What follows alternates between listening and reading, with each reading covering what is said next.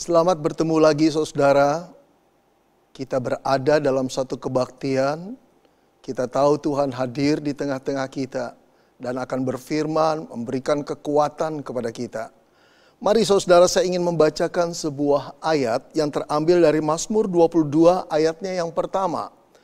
Mazmur 22 ayatnya yang pertama. Inilah Mazmur dari Daud. Dia berkata demikian. Allahku, Allahku, mengapa engkau meninggalkan aku? Aku berseru tetapi engkau tetap jauh dan tidak menolong aku. Saudara, pasti saudara sebagian dari kita mengenal seorang penulis dari Inggris yang bernama C.S. Lewis. Saudara, dia sastrawan Kristen yang betul-betul mendunia. Di dalam salah satu tulisannya, hasil karyanya yang berjudul The Chronicles of Narnia, itu menjadi satu karya yang gemilang saudara, yang disaksikan oleh orang-orang hampir di seluruh dunia ini. Tapi yang menarik adalah saudara, dia pernah mengajukan satu pertanyaan kepada Tuhan saudara. Pertanyaan yang sebetulnya sangat relevan bagi kita semua, apalagi dalam situasi yang kita hadapi belakangan ini. Apa yang dia tanya kepada Tuhan saudara? Dia berkata begini, Tuhan, mengapa engkau lebih mudah ditemui saat hidup ini berjalan lancar? Tetapi begitu sulit aku ketemui ketika hidup ini, saudara, aku membutuhkan pertolonganmu. Kenapa Tuhan? Saudara yang dikasihi Tuhan, saya yakin ada banyak orang yang mengiyakan perkataan daripada C.S. Lewis ini. Ada kebenaran di dalamnya. Tuhan lebih mudah diketemui, saudara, saat hidup kita berjalan lancar. Tapi betapa sulitnya untuk menemui beliau ketika kita membutuhkannya. Dia menghilang entah kemana. Apalagi di dalam situasi COVID seperti ini saudara. Ada banyak anak Tuhan yang mengalami banyak persoalan. Baik persoalan kehidupan, baik persoalan penghasilan, kesehatan, macam-macam yang menekan jiwa banyak anak-anak Tuhan. Mereka menjerit, mereka berdoa, mereka meratap kepada Tuhan. Tetapi tidak ada respon daripada Tuhan. Tidak ada jawaban doa yang nyata yang mereka alami. Lalu di manakah Tuhan itu sebenarnya, saudara? Saudara-saudara, mungkin saja pertanyaan itu menjadi pertanyaan saudara saat belakangan ini. Karena memang itulah yang dihadapi oleh kebanyakan orang pada umumnya. Saudara, saya kenal seorang anak Tuhan.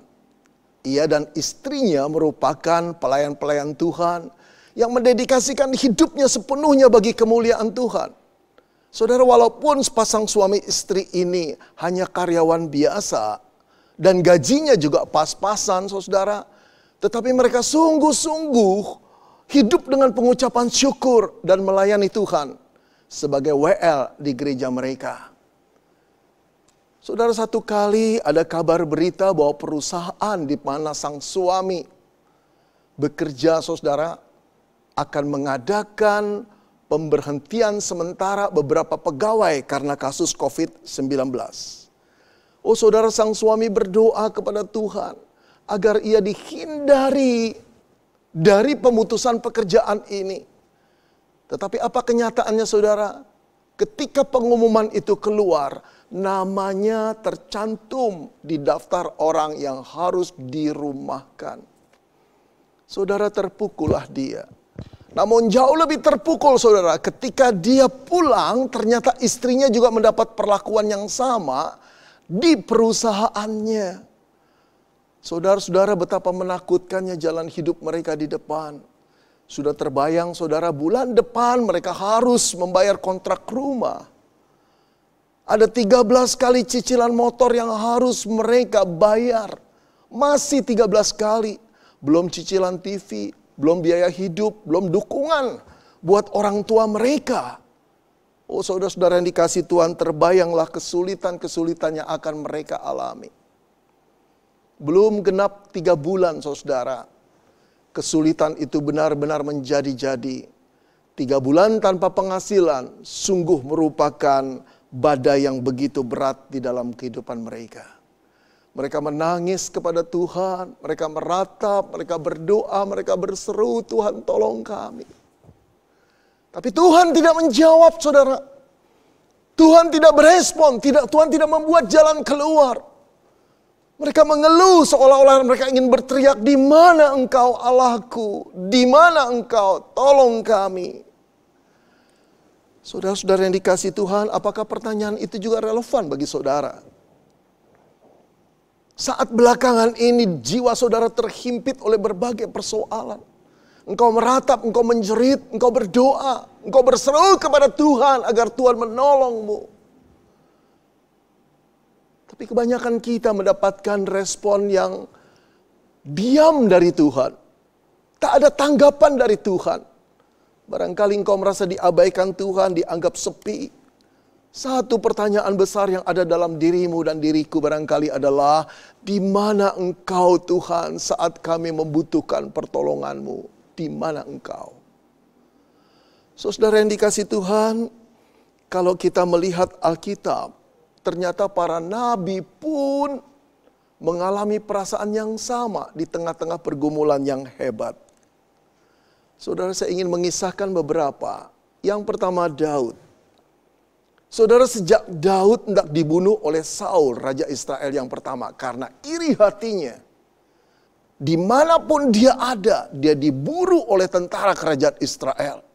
Daud terpaksa melarikan diri, saudara, dari gurun ke gurun, bersembunyi dari gua ke gua, penuh ketakutan dan kecemasan, saudara.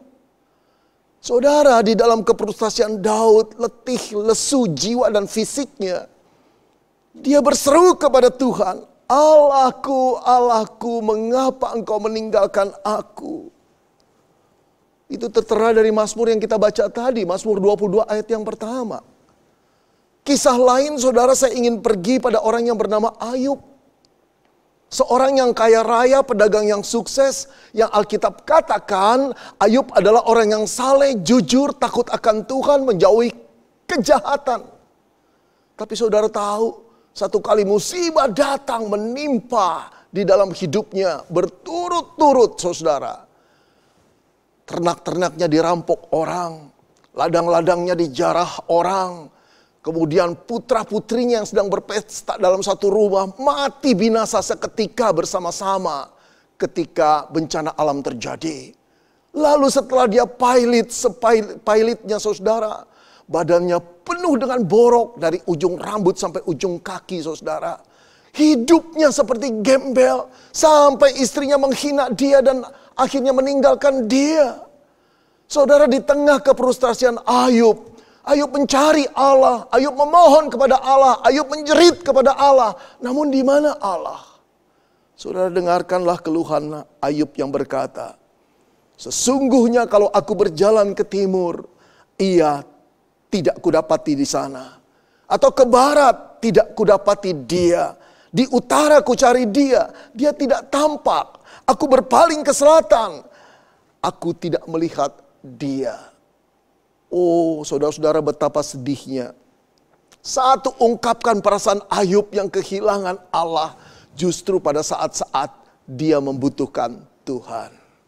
Saudara-saudara, sebenarnya Allah itu di mana saat kita menghadapi persoalan hidup yang begitu berat? Apakah Allah masih peduli kepada kita yang disebut anak-anaknya? Mengapa pertolongannya tidak datang segera mungkin? Apakah dia puas melihat kita menderita, penuh kesakitan, keterancaman, kegelisahan? Sebenarnya Allah itu di mana? Saudara-saudara, mari kita menelusuri Alkitab lagi untuk melihat Allah itu ada di mana pada saat umatnya mengalami persoalan berat, menjerit dan berseru untuk memohon pertolongannya. Mari kita lihat Daud, saudara. Memang sepanjang hidup Daud, saudara, hampir diwarnai oleh banyak kesulitan-kesulitan hidup. Tapi saat Daud mengalami bahaya, apakah Allah diam? Apakah Allah meninggalkan Daud? Tidak sama sekali, saudara. Allah beserta dengan Daud. Pada waktu Daud menghadapi Goliat yang tinggi besar, Allah menyertainya. Pada waktu Daud dikejar-kejar oleh Saul di dalam keadaan yang begitu berbahaya dari gua ke gua, Allah menyertainya.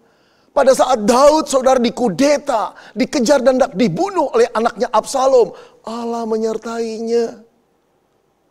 Tidak pernah dalam kehidupan Daud Allah absen menyertai Daud. Saudara, ingatkah saudara ketika bangsa Israel mau diancam untuk dipunahkan atau digenosid oleh seseorang yang membenci bangsa Israel. Dia mempengaruhi Raja Ahasveros. Siapa yang turun membela? Esther namanya. Permaisuri raja, dia keturunan Yahudi. Allah tidak nampak, bahkan di dalam kitabnya pun tidak disebut nama Allah. Tetapi bukan berarti Allah tidak hadir. Dia menggerakkan Esther untuk menjadi kepanjangan tangan menyelamatkan bangsa Israel dari kepunahan. Saudara, itu berarti bahwa Allah tidak pernah tinggal diam terhadap nasib umatnya. Walaupun dia tidak kelihatan saudara, tapi dia menyertai umatnya. Saudara, penyertaan Allah dalam wujud yang tertinggi adalah turunnya Yesus Kristus menjadi manusia. Dia lahir sebagai manusia. Dia dibesarkan di tengah-tengah manusia. Dia bergaul dengan manusia. Di dalam dia bergaul dan berkomunikasi, dia melawat manusia. Saudara-saudara, dia mengasihi manusia. Tidak ada manusia yang tidak dikasihi. Dia menerima keberadaan manusia dengan segala kekurangan-kekurangannya. Dia mencintai. Dia juga mengajar manusia akan kebenaran. Bagaimana mereka harus hidup yang benar di hadapan Tuhan.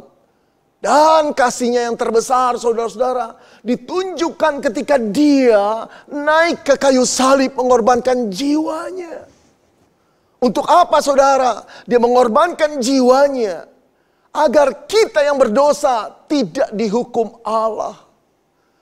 Penyaliban Yesus di kayu salib merupakan penanggungan, substitusi, pergantian jiwa kita yang seharusnya mati dihukum oleh Tuhan karena dosa-dosa kita.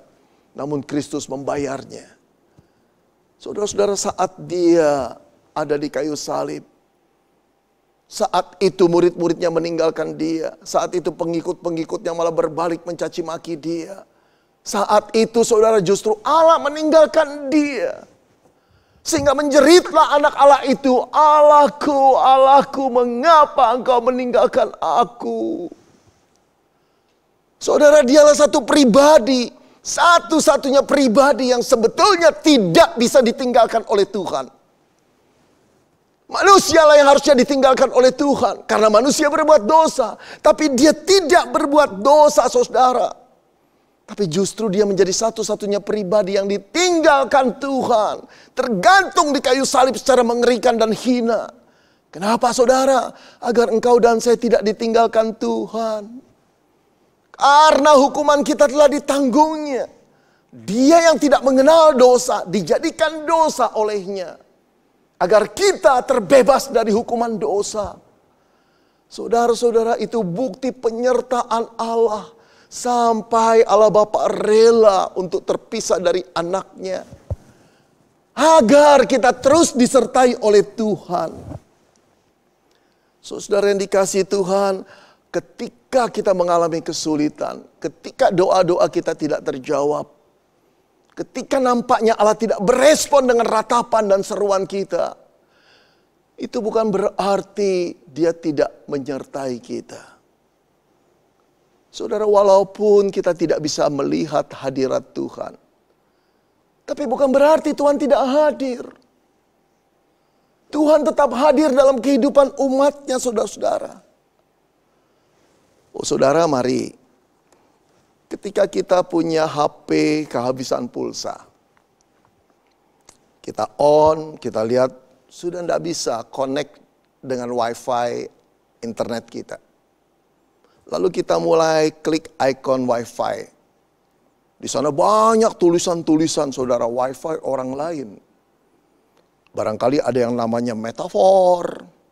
Ada juga signal wifi yang namanya separuh jiwaku. Ada lagi belahan cintaku, macam-macam lah. Nah saudara, percayakah saudara bahwa di balik signal itu ada power. Di balik signal itu ada pribadi yang memilikinya. Nggak kelihatan, Tapi ketika pribadi itu mengizinkan saudara dan saya masuk ke wifi-nya, kita mendapat signal. HP kita hidup kembali. Ketika HP digerakkan oleh signal yang tidak nampak saudara, maka engkau dan saya bisa mencari informasi apa yang tidak kita tahu jadi tahu. Jalanan yang kita tidak tahu menjadi jelas dibimbing oleh HP kita, gadget kita. Kemudian kita juga bisa saudara untuk meminta tolong HP kita untuk memesan makanan, membayar, dan melihat rekening kita sisa berapa. Oh saudara-saudara, tidak nampak signal wifi itu secara nyata. Tapi bukan berarti dia tidak hadir. Saudara, hal yang sama ketika kita berdoa menjerit kepada Allah, kita tidak merasa hadirat Allah. Tapi bukan perasaan kita sekarang yang harus kita andalkan. Pengetahuan kita tentang Allah, bahwa dia adalah pencipta alam semesta, bahwa dia adalah roh, bahwa dia adalah Allah yang tidak pernah meninggalkan ciptaannya. Dia tetap memelihara bersama dengan ciptaannya, dia tidak pernah meninggalkan ciptaannya. Bahkan dia memberikan Yesus Kristus untuk Allah yang Immanuel itu tetap menjadi bagian kita dan hadir dalam hidup kita. Saudara, sampai Paulus berkata tidak ada satupun yang bisa memisahkan dari kasih kita dari kasih Kristus. Tidak, penderitaan, ketelanjangan, kekurangan, apapun tidak, bahkan kematian pun tidak. Saudara-saudara, masih kurangkah engkau percaya bahwa Allah tidak pernah meninggalkan kita? Jadi di mana Tuhan pada waktu kita menghadapi penderitaan, berdoa dan berseru dan dia tidak menjawab? Dia hadir. Dia mendengar doamu. Dia tahu kesulitanmu. Karena dia ada pada saat engkau berdoa. Dia memandangmu, dia menilikmu. Oke Pak, saya boleh mengakui bahwa Tuhan itu hadir dalam kehidupan saya. Barangkali ada orang yang berkata begitu. Atau pikiran saudara berjalan seperti itu. Lalu saudara lanjutkan, tapi masih ada satu pertanyaan Pak yang memburu di kepala saya. Kalau Tuhan hadir, mendengar doa dan melihat kesulitan saya, mengapa dia tidak segera menolong Pak? Coba Bapak jawab pertanyaan itu. Kalau Tuhan hadir melihat kesulitan saya, mendengar doa saya, kenapa dia tidak segera menolong? Kenapa dia berlama-lama? Apakah dia senang melihat orang stres, gelisah, penuh ketakutan, kesakitan, dan penderitaan? Saudara-saudara, apa yang menjadi pertanyaan saudara telah menjadi pertanyaan saya sekian lama. Kalau Allah hadir, kenapa dia tidak segera menolong?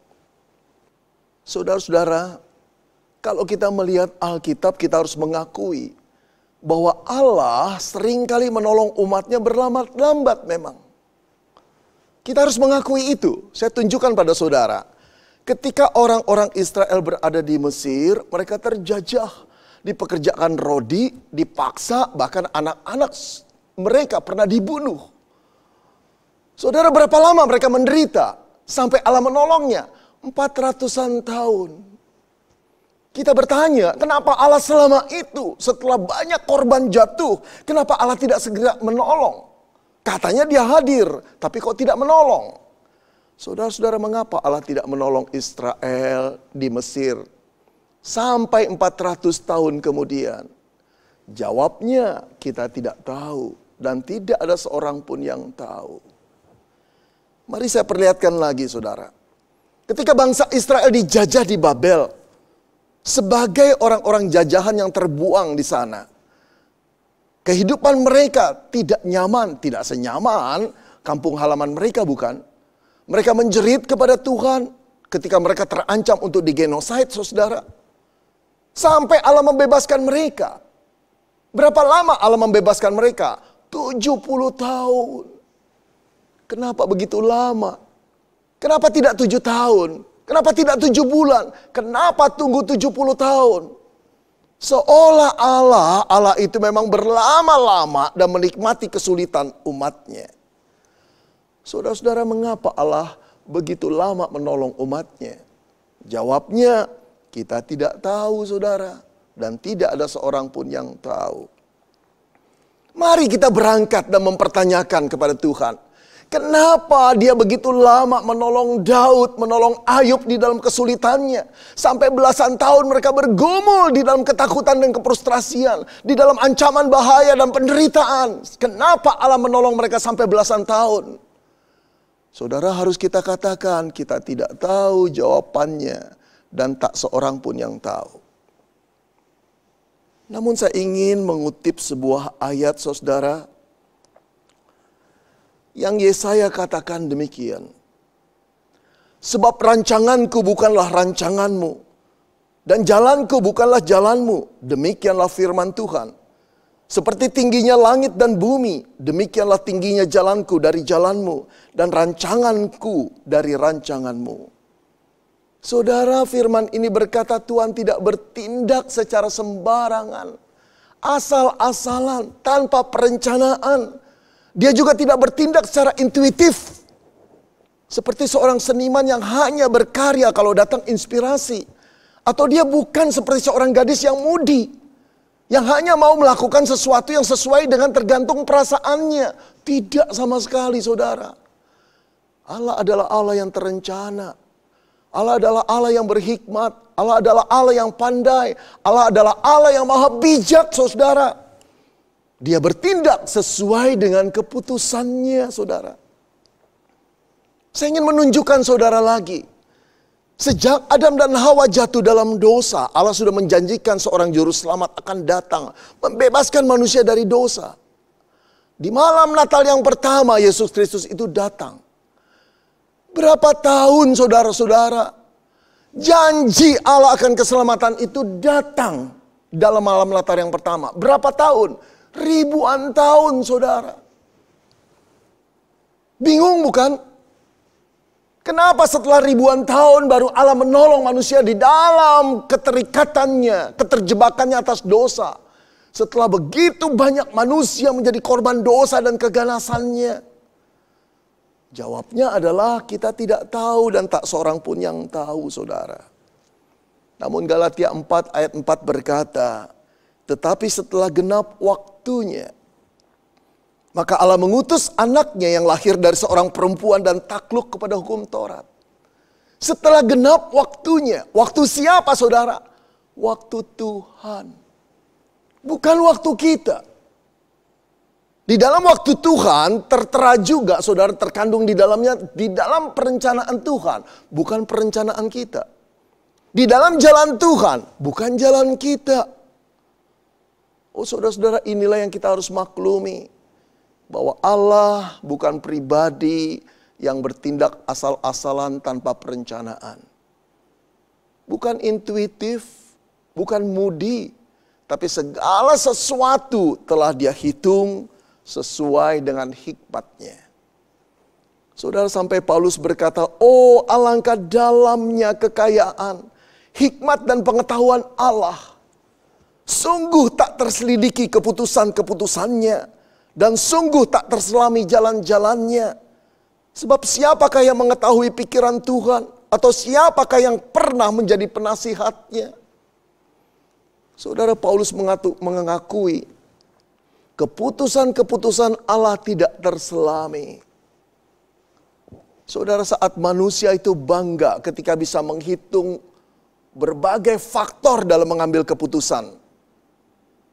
Saudara, Allah bukan cuma tahu beberapa faktor atau belasan faktor. Allah mengetahui jutaan faktor yang tidak dipertimbangkan manusia dalam mengambil satu keputusan. Jutaan faktor.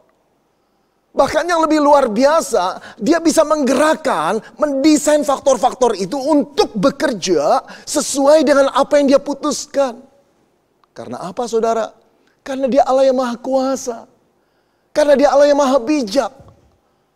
Lalu dalam keberadaan Allah seperti ini, adakah Allah memerlukan penasihat? Seperti Dia kekurangan hikmat. Oh saudara, kita harus malu bahwa kita tidak layak dibanding Allah. Saudara-saudari, Yesaya berkata Dia adalah penasihat ajaib. Dia penasihat ajaib. Apakah memerlukan penasihat? Saudara-saudara, jadi pada waktu Allah menahan-nahan atau merasa kita merasa Allah berlambat-lambat menolong. Saudara-saudara, itu bukan karena Allah tidak punya rencana. Tapi justru karena dia merencanakan dengan matang, dia tahu kapan harus menolong kita. Atau bahkan saya katakan, kapan menolong, kapan tidak menolong. Kalau menolong, kapan waktunya. Kalau tidak menolong, bagaimana nanti akibatnya. Tuhan sudah baca semua itu sesuai dengan rencananya. Kalau begitu saudara, mari kita jawab pertanyaan. Mengapa Allah berlama-lama menolong kita? Mengapa Allah tega membiarkan kita menderita di dalam situasi-situasi yang menjepit seperti belakangan ini? Jawabnya adalah, itulah kedaulatan Tuhan. Itulah kedaulatan Tuhan, saudara. Itulah hak prerogatif Tuhan. Satu hak yang dia punyai, yang tidak perlu dia konsultasikan kepada yang lain. Hanya dia yang bisa mengambil keputusan sesuai dengan dia. Kedaulatan Tuhan. Saudara, kita sudah mengenal istilah lockdown. Karena kasus pandemi ini, bukan? Nah, mari kita bertanya, saudara, siapakah di negara Indonesia ini yang berhak untuk memutuskan satu daerah, satu kota, satu provinsi itu untuk lockdown? Apakah bupati, wali kota, gubernur? Saudara, Presiden Jokowi menegaskan bahwa satu daerah lockdown atau tidak lockdown itu wewenang daripada pusat. Yang dimaksud tentu saja presiden, saudara. Di bawah dialah wewenang itu. Dialah yang berdaulat memutuskan. Dialah yang mempunyai hak prerogatif untuk memutuskan lockdown atau tidak lockdown. Karena itu orang-orang di bawahnya harus tahu diri. Boleh sih saudara-saudara, Presiden Jokowi itu diberikan informasi tentang keadaan di satu daerah seperti apa. Karena beliau tidak maha tahu, bukan? Karena beliau juga tidak tahu detailnya keadaan budaya situasi lokal setempat. Oleh karena itu perlu diberi informasi agar beliau mengambil kebijaksanaan atau keputusan yang tepat. Tetapi keputusan lockdown atau tidak lockdown itu adalah hak kedaulatan presiden. Saudara yang dikasihi Tuhan, apakah Allah akan menolong kita atau tidak? Kapan dia menolong kita atau tidak dari persoalan kita? Itu adalah kedaulatan Tuhan. Tapi berbeda dengan seorang presiden yang membutuhkan informasi tambahan supaya mengambil keputusannya tepat. Allah tidak memerlukan informasi tambahan supaya dia tidak salah mengambil keputusan. Allah tidak memerlukan penasihat supaya dia jangan gerasa-gerusu menolong orang. Kapan harus ditahan, kapan harus cepat. Tidak perlu. Karena dia adalah Allah yang maha tahu, saudara. Dia tahu segala hal yang tidak diketahui oleh manusia. Dia lebih tahu dari segala manusia yang terpandai. Dia punya data yang lebih lengkap daripada semua data apapun di seluruh dunia dikumpulkan. Karena dia pencipta alam semesta ini. Saudara-saudara, hargailah kedaulatan Tuhan. Kita boleh mengeluh. Kita boleh meratap, kita boleh berseru, kita boleh berdoa, kita boleh menangis kepada Tuhan. Dan Tuhan tahu perasaan kita. Tapi akuilah dia bahwa dia berdaulat mengambil keputusannya atas diri kita. Saudara-saudara, sebelum COVID melanda Indonesia, barangkali saudara jarang dengar khotbah tentang kedaulatan Tuhan. Saudara, yang banyak saya dengar khotbah-khotbah di YouTube selalu berkisah tentang apa, saudara? Khotbah tentang berkat, kekayaan, kemakmuran, mujizat terjadi. Tanpa sadar, saudara, khotbah-khotbah seperti itu mendorong jemaat untuk meminta, mencari, menggedor pintu Tuhan agar mereka mendapatkan apa yang mereka inginkan. Saudara-saudara, beberapa pengkhotbah berkata, untuk mendapatkan lebih daripada Tuhan, bawalah persembahan lebih banyak lagi. Dengan demikian Allah yang tidak pernah berhutang akan melunaskan, bahkan menambahkan apa yang kamu beri. Saudara-saudara yang dikasihi Tuhan, tanpa sadar pula jemaat sedang diajarkan bagaimana cara menyetir Allah, memanipulir Allah, menggerakkan Allah. Apakah betul ajaran ini? Kalau gitu, itu bukan Allah yang berdaulat. Yang bisa dimanipulir, digerakkan, disetir oleh jemaat dengan pemberiannya, dengan doanya, dengan puasanya, dengan ritual agamanya. Saudara-saudara yang dikasihi Tuhan, setelah kasus COVID baru ternyata saudara-saudara bahwa pengajaran itu tidak benar sama sekali.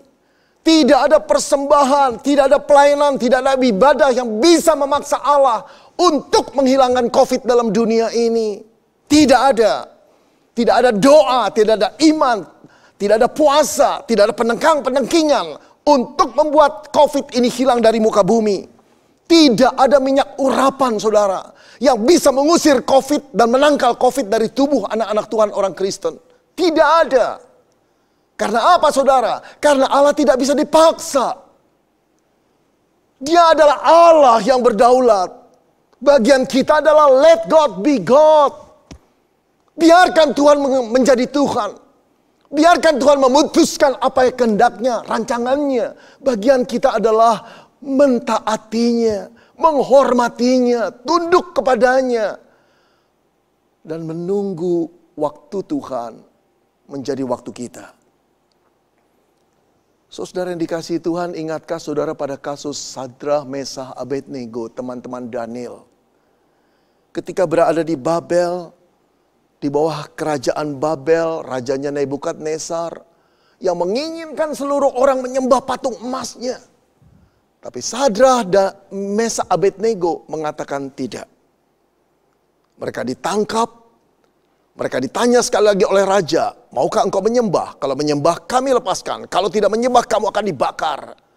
Saudara, mereka berkata, kami tetap tidak akan menyembah patung Tuanku. Saudara, raja marah sekali, memerintahkan pegawai-pegawainya untuk memanaskan tungku perapian 7 kali lipat lebih besar dari semula. Menakutkan sekali. Tapi bagaimana reaksi Sadrah, Mesah, Abednego? Mereka malah berkata demikian. Jika Allah kami yang kami punya sanggup melepaskan kami, maka ia akan melepaskan kami dari perapian yang menyala-nyala itu. Dan dari dalam tanganmu ya Raja. Tetapi seandainya tidak, hendaklah Tuanku mengetahui ya Raja, bahwa kami tidak akan memuja dewa Tuanku dan tidak akan menyembah patung emas yang Tuanku dirikan itu. Oh saudara, inilah iman yang sejati.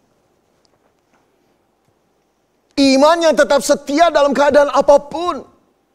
Walaupun bukan cuma bahaya, kematian bisa tiba. Bagi orang percaya, apalagi kita yang telah diselamatkan di dalam Yesus, saudara. Kematian itu hanya pengantar kita bertemu dengan Yesus. Kematian itu tidak bisa dihindari. Tapi beruntunglah ketika kita mengalami kematian dengan iman di dalam Yesus. Karena dia telah mengganti hukuman dosa kita, bukan? Saudara-saudara yang dikasihi Tuhan, kematian bisa datang pada siapa saja. Dan satu kali kelak kita seorang demi seorang akan mendapat kematian itu. Tapi berbeda menghadapi kematian dengan iman dan menghadapi kematian dengan ketakutan. Ketika kematian itu datang dan kita tetap beriman. Kalau memang Allah mengizinkan mati, itu berarti kehendaknya. Allah memutuskan atas dasar kedaulatannya. Let God be God. Jangan marah kepada Tuhan karena kedaulatannya. Tapi kalau kedaulatannya memutuskan kita akan selamat, diancam seperti apapun, bahaya kematian berkali-kali pun menyerang kita, tetap saja kita akan hidup, bukan? Saudara-saudara, biarlah kita beriman kepada Tuhan. Sekarang mulai belajar tentang kedaulatan Tuhan. Akuilah Dia di dalam segala situasi. Boleh berdoa, boleh berseru, boleh berharap. Tapi jangan paksa Tuhan. Jangan kau berpikir karena engkau beriman, karena engkau melayani Tuhan, karena engkau memberi persembahan, karena engkau berbakti kepada Tuhan, maka Tuhan akan mengabulkan doamu. Terserah Tuhan, suka-suka Tuhan. Karena dia Allahnya, bukan kita Allahnya Tuhan. Saudara-saudara, belajarlah untuk menghormati Tuhan. Mengasihi dia dalam segala keadaan. Apakah kita hanya mau menerima apa yang baik dari Tuhan, tapi ketika kita sulit kita marah kepada Tuhan? Saudara-saudara, saya ingin sekali mengisahkan kisah seorang anak Tuhan yang bernama Michael Robert Marampe. Viral di medsos beberapa minggu yang lalu. Saudara, usianya 28 anak muda ini. Pekerjaannya adalah dokter. Ia berasal dari kota Mobagu, Sulawesi Utara. Saudara, pada dasarnya Dr. Michael ini hendak merencanakan pernikahannya pada tanggal 11 April bulan lalu. Dengan kekasihnya, dengan tunangannya yang sudah dia kenal bertahun-tahun. Orang-orang yang takut akan Tuhan pula mereka berdua ini. Saudara, tetapi karena tugas panggilannya, dia merawat orang-orang yang terpapar COVID. Mereka berunding dan menyatakan setuju untuk memundurkan atau menunda perkawinan mereka, saudara. Tetapi justru karena mereka menunda perkawinan mereka ini dan tetap melayani orang-orang COVID, Dr. Michael terkena COVID-19. Saudara, dia dirawat di rumah sakit, 8 hari lamanya dia dirawat di sana, saudara. Lalu dia mengunggah videonya yang penuh dengan simpati. Kita lihat sebentar, saudara ya, video ini. Halo teman-teman semua, selamat pagi dan selamat beraktivitas. Saya Dr. Michael Robert Marampe. Hari ini adalah hari ke-8 saya dirawat dan saya menjadi salah satu korban dari COVID-19. Buat saya, menjadi seorang dokter itu adalah suatu kebanggaan tersendiri. Tetap bisa melayani pasien, bisa membantu banyak orang, dan tidak ada penyesalan sedikit pun.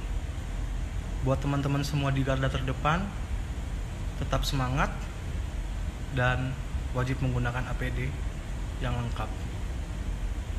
Selalu semangat teman-teman semua, dan Tuhan Yesus memberkati. Saudara, saya percaya bahwa orang tuanya, tunangannya, teman-temannya, koleganya, sahabatnya, bahkan pasien-pasiennya berdoa untuk Dr. Michael. Satu dokter yang baik, yang simpati, yang merasa panggilan hidupnya dalam melayani orang-orang yang menderita. Ini tugas mulia daripada Tuhan. Dan dia orang beriman. Kalau teman-temannya, koleganya, tunangannya, orang tuanya berdoa kepada Tuhan, seharusnya Tuhan dengar, bukan? Satu doa yang benar-benar diharapkan dikabulkan oleh Tuhan. Tapi apa yang terjadi? Pada tanggal 26 April bulan lalu, saudara, Dr. Michael Marampe meninggal dunia. Oh, saudara-saudara, merataplah teman-temannya, merataplah dunia kedokteran, merataplah tunangannya, merataplah orang tuanya. Merataplah kita orang-orang Kristen. Dengan satu pertanyaan, mengapa Tuhan kau tidak tolong anakmu? Kurang apa dia? Oh, saudara yang dikasih Tuhan, bukan kurang apa Michael itu. Tapi kita harus mengakui keputusan terakhir berada di tangan Allah, bukan di tangan kita. Dia Allah yang berdaulat. Dia Allah yang maha tahu apa yang harus dilakukannya. Dia bukan tidak berbelas kasihan. Justru karena dia berbelas kasihan dipanggil anaknya yang dia kasihi, Michael Marampe itu. Untuk pulang menikmati kekekalan, kemuliaan. Saudara, bagi orang-orang yang hidup dalam Kristus, mati adalah keuntungan. Itu bukan cuma slogan. Itu satu pemahaman yang dalam tentang iman Kristen. Itu satu janji Allah. Ketika kita pulang di dalam Kristus, itu adalah satu keuntungan. Di sanalah Bapa akan menerima kita. Di sanalah Bapa akan memperlihatkan rumah yang disediakan Kristus. Bukan karena kita baik, tapi karena Kristus penebus kita telah membayar lunas seluruh hukuman dosa kita. Saudara-saudara yang dikasihi Tuhan, tidak selalu saya harapkan kita yang terjepit masalah dan kena COVID akan meninggal dunia. Tentu tidak. Kita boleh berdoa. Dan kedaulatan Tuhanlah yang memutuskannya. Jangan sedih, jangan takut. Dengan mengakui kedaulatan Tuhan, disitulah kita menunjukkan iman yang sejati. Lakukan apa yang kau pandang baik Tuhan. Aku akan menerimanya. Tuhan akan menghibur, Tuhan akan menguatkan engkau dan saya di dalam masa-masa sulit ini. Tapi jangan saudara, jangan berkurang imanmu kepada Tuhan. Justru di saat seperti inilah Tuhan menguji apakah iman kita menjadi emas yang murni atau cuma besi karatan yang tak berharga. Biarlah kita berkata, Tuhan tolong aku untuk boleh mengakui Engkau Allah yang berdaulat. Lakukanlah apa yang Kau pandang baik bagi kami anak-anak-Mu. Amin.